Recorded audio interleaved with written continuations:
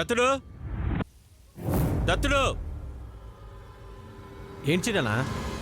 పొలంలో మళ్ళీ బోరు వేయించాలన్నావు కదా, బోర్వెల్ వాళ్ళతో మాట్లాడేవా? మాట్లాడాను చిన్నానా, ఈరోజు వచ్చి అడ్వాన్స్ తీసుకెళ్తానన్నాడు. సరే, లేట్ చేయకుండా ఆ పని త్వరగా ముగించు. లేట్ ఏం లేచినానా, ఈరోజు అడ్వాన్స్ ఇచ్చి రేపు పని మొదలెట్టించడమే. సరే పద, అలా కొబ్బరి తోట వరకు వెళ్ళొద్దాం. పద. ఏమండి, ఆ? ముందు కాఫీ తీసుకుని వెళ్ళండి. సరే.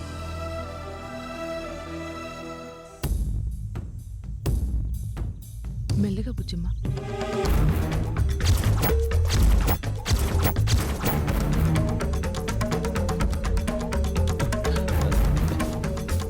బుజ్జమ్మా, ఏమైందమ్మా? ఈ గాయం ఏంటి? మాట్లాడవేంటి బుజ్జమ్మా, ఎలా జరిగింది? కంగారు పడకరా, గుళ్ళో ప్రదక్షిణాలు చేస్తుంటే కాలు తట్టుకుని పడిపోయింది. చూసుకోవచ్చు కదరా. పర్లేదులే అన్నయ్య, చిన్న గాయమే కదా, తగ్గిపోతుంది. ఏంటి తగ్గిపోయేది? రా.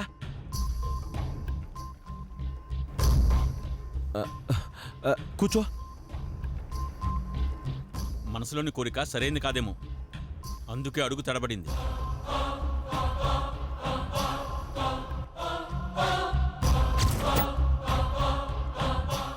ఏంటి చిన్నానా నువ్వు?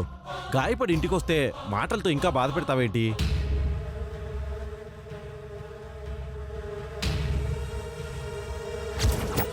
మనిషి గాయమైతే మందులతో మానిపోతుంది, మనసు గాయమైతే ఏ మందు పనిచేయదు.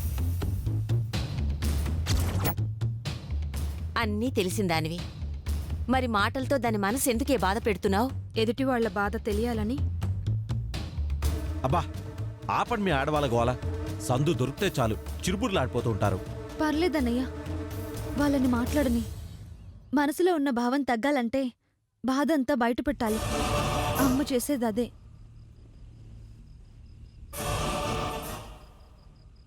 నాన్న, నా వల్ల మీరు మాత్రమే బాధపడలేదు నాన్న, ఇంట్లో ఉన్న వాళ్ళందరూ ఇబ్బంది పడ్డారు. ప్రశాంతంగా ఉన్న ఇల్లు నా పెళ్లి ప్రస్తావంతో చాలా డిస్టర్బ్ అయింది.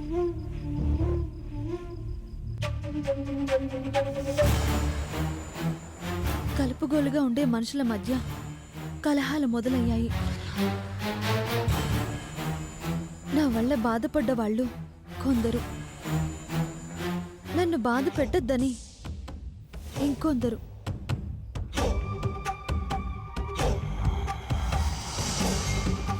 ఇలా అందరూ ఏదో రకంగా ఇబ్బంది పడుతూనే ఉన్నారు.